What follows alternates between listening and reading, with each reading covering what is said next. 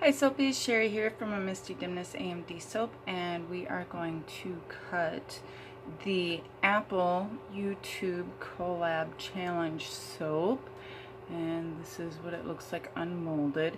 It has been about 24 hours since I made it. It's still a little bit soft and sticky, which isn't too surprising given the current conditions of my soap dungeon. It's a bit hot down here and a bit humid.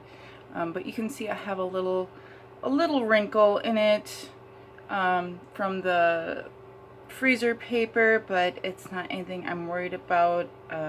My customers actually really like it when I have a little bit more of a rustic handmade look, a little less professional. So we are not going to worry about that. I'm going to slide my cutter here. This is a little bit of a different angle here for the cutter, so we will have to kind of see how this plays out. And I'm not using my usual guides, my end piece here, to help keep it straight, because where it is, it's going to end up cutting one of my soap embeds, and I don't think it's going to quite be lined up right now. So when I was making this and placing my embeds, I said that it would be okay if they weren't quite straight. Let's kind of see how this looks. Whoop, whoop. We got one right there that I just put a little nick in. Let's see, we got scooches over this way, it looks like.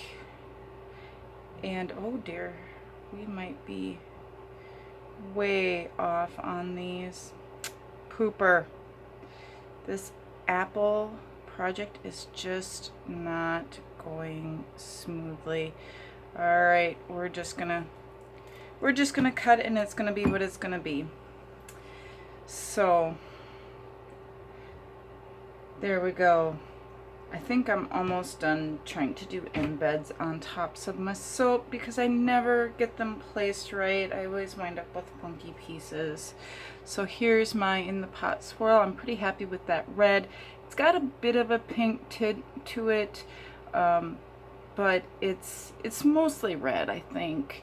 So this was our in the pot swirl. It came out nice and streaky like I wanted it, just nice clean chunks of color in there, a little bit of wispiness as the red and the white poured into the mold, and I kind of like how that turned out. I'm pretty happy overall, other than my embeds being crooked. See that one? That one's a little crooked. That one got a little chopped off. But here's our last bar, and then a nice healthy end chunk for me. I maybe should have put 2 lines of frosting on it, because that's a pretty decent pile of frosting on that. It looks kind of funny. I probably should have done 2 lines, but not really knowing how much frosting I actually had to work with, it'll work fine. So for these guys, I'm going to go ahead and bevel and stamp them. Actually, I'm going to let them sit for a few more hours, and then I will bevel and stamp them. And then they will sit on the cure rack for, it's going to be a really tight 4 weeks before they go out for my Soap of the Month Club people. Thanks for watching. Don't forget to check out the other YouTube collabs in the video below, or in the description box below.